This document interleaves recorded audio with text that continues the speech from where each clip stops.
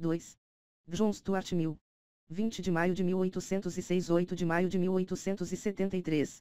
Filósofo britânico que definiu a aplicação de princípios utilitaristas do empirismo britânico do século XIX em questões políticas, econômicas e sociais.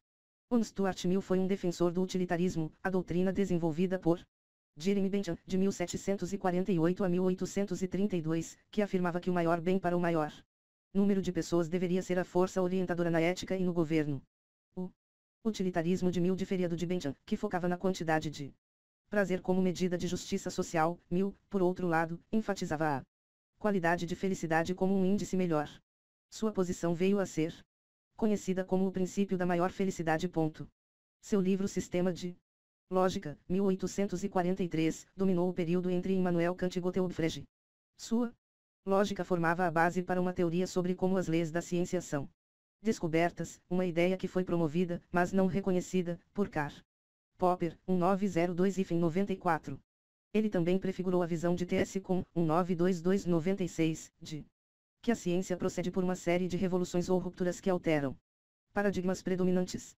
As contribuições duradouras de Mill para o discurso político são sua clássica defesa liberal da liberdade individual, em Sobre a Liberdade, 1859, e sua defesa dos direitos das mulheres, em A Sujeição das Mulheres, 1869. Colapso nervoso e recuperação por meio da poesia. Tendo decidido não estudar em Uxbridge, porque se recusara a tomar as ordens sacras, como era então requisitado, Mill foi educado em casa por seu pai, o filósofo escocês James Mill, de 1773 a 1836, que era o maior apoiador de Bentham. A educação de Mill foi excepcionalmente rigorosa e bem-sucedida, uma vez que ajudou a formar o mais importante filósofo britânico do período. Mas foi também excessivamente dura, o que fez com que Mill sofresse um colapso nervoso quando tinha 20 anos de idade, um acontecimento que ele descreve em sua autobiografia, 1873.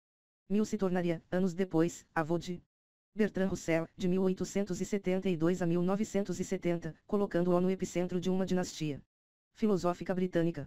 As influências de Mill são diversas e, para um lógico, anormalmente amplas. A poesia de William Wordsworth, de 1770 a 1850, com sua ênfase em consciência transcendental, foi um auxílio em sua recuperação do colapso nervoso.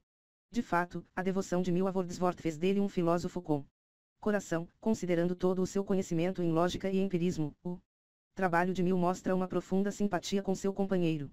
Embora Mill e Kant representem tradições filosóficas distintas, a afinidade de Mill com Wordsworth, cujo longo poema De Prelúdio Prelúdio, 1789, 1850, pode ser considerado uma reflexão sobre o idealismo transcendental de Kant, indica certa predisposição ao espírito kantiano. Mill era também francófilo e passava muito tempo lá. De fato, ele morreu e foi enterrado na França, em Saint-Véran. Ele acompanhou de perto o trabalho do pai do positivismo, Auguste Comte, de 1798 a 1857, mas não concordou com suas ideias na medida em que Comte desejava. Em Paris, Mill entrou em contato com as primeiras ideias socialistas de Henri de Saint-Simon, de 1760 a 1825. Conheceu ainda o economista político inglês David Ricardo, de 1772 a 1823, que era amigo íntimo de seu pai, e observou seu pensamento, que desenvolvia a primeira teoria econômica sistemática, incluindo a teoria do valor-trabalho, que sustenta que os valores das commodities são medidos pelo custo de trabalho da sua produção, uma ideia que influenciou Karl Marx em grande medida. Mill, por sua vez, fez uma importante contribuição para a economia política com seu livro Princípios de Economia Política, publicado em 1848, o ano das revoluções europeias. Um sistema de lógica. Subjacente ao seu pensamento popular está um corpus de trabalho mais especializado em lógica, do qual sistema de lógica, 1843, é o mais importante.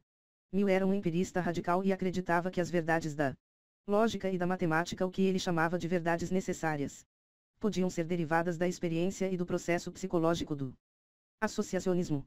Associacionismo é uma doutrina epistemológica que afirma que a associação de ideias ou experiências a coisas ou acontecimentos na memória é a responsável por nossa compreensão deles. A psicologia associacionista de Mill, que sustentava seu sistema de lógica, foi herdada de seu pai, principal expoente no século XIX de uma ideia primeiramente desenvolvida por Platão.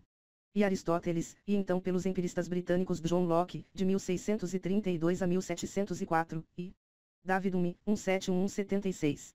Mill fazia distinção entre conotação, significado real, e denotação, função atributiva, que se refere a uma descrição como um livro bom, uma bebida gelada. Então, Mill separou as preposições entre as verbais/analíticas e as reais/sintéticas, rejeitando qualquer apelo a suposições a priori. Para Mill, a matemática podia ser reduzida a generalizações de experiências anteriores. A política de Mill, liberalismo e radicalismo. O assunto de Mill em Sobre a Liberdade é a natureza e os limites do poder, que podem ser legitimamente exercidos pela sociedade sobre o indivíduo. Para Mill, cada indivíduo é soberano sobre si mesmo, sobre seu próprio corpo e sua mente. Ele identificava diversas manifestações de tirania que ameaçavam a liberdade individual, incluindo a tirania dos governantes, a tirania social e a tirania da maioria. Mesmo onde a sociedade se protege da tirania dos governantes, a liberdade individual pode ser ameaçada pela tirania social. A sociedade pode executar e executa seus próprios mandatos, e se ela emitir mandatos errados no lugar de corretos, ou quaisquer mandatos que sejam a respeito de coisas em que não deveria se intrometer, ela pratica uma tirania social mais formidável que muitas espécies de opressão política. Mill estabeleceu a visão de que indivíduos deveriam ser livres para agir como quisessem, com a condição de não causarem mal aos outros. A pedra angular de seu liberalismo era o conceito de liberdade de expressão, do qual era um defensor apaixonado.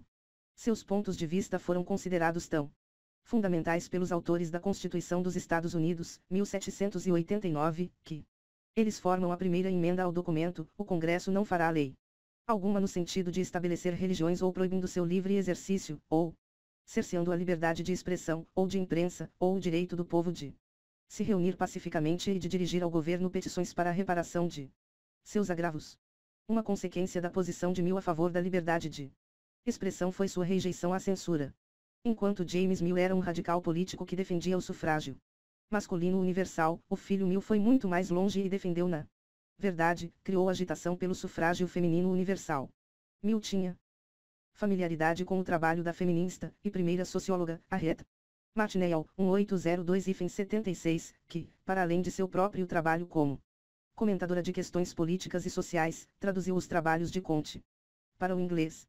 Por muitos anos, Mill desfrutou a amizade de Harriet Taylor, 1807-58, com quem se casou depois da morte de seu marido. Taylor e Mill trabalharam juntos para desenvolver as ideais que Mill publicaria em A Sujeição das Mulheres.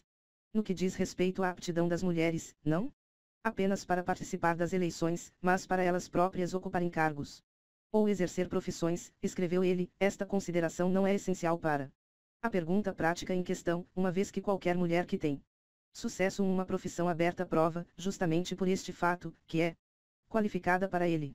A habilidade de imaginar e promover as posições das mulheres, negros e pessoas de origens modestas foi desenvolvida em parte por seu cultivo das sensibilidades da poesia, que ele adquiriu ao ler Wordsworth e Samuel Taylor Coleridge, de 1772 a 1834.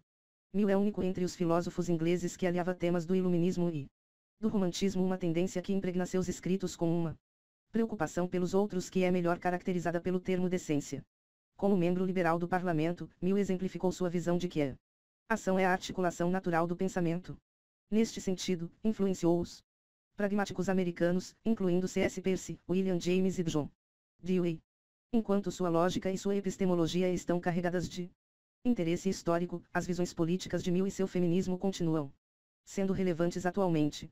A presença de Mill na política e cultura do século XIX é tão poderosa, seus escritos, tão diversos e detalhados, que pode ser difícil enxergar seus pensamentos como um todo. Há, no entanto, um tema unificador muito forte, seu esforço de uma vida inteira para unir as visões do iluminismo, em meio às quais ele foi criado.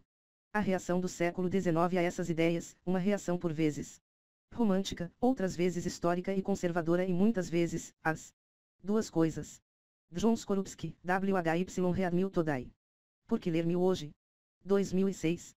Do mesmo modo que é útil à humanidade ser imperfeita, e que, portanto, haja diferentes opiniões, é útil que haja diferentes experiências de vida, que espaço livre seja dado a uma variedade de caracteres, sem prejuízo de outros, e que o valor dos diferentes modos de vida seja aprovado na prática, por cada um que se sinta apto a testá-los.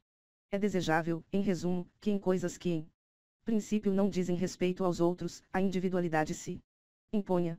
Onde a regra de conduta não é o caráter do indivíduo, mas as tradições ou costumes de outras pessoas, falta um dos principais ingredientes da felicidade humana, aquele que é predominante no progresso individual e social. J.S. Mill, sobre a liberdade, 1859.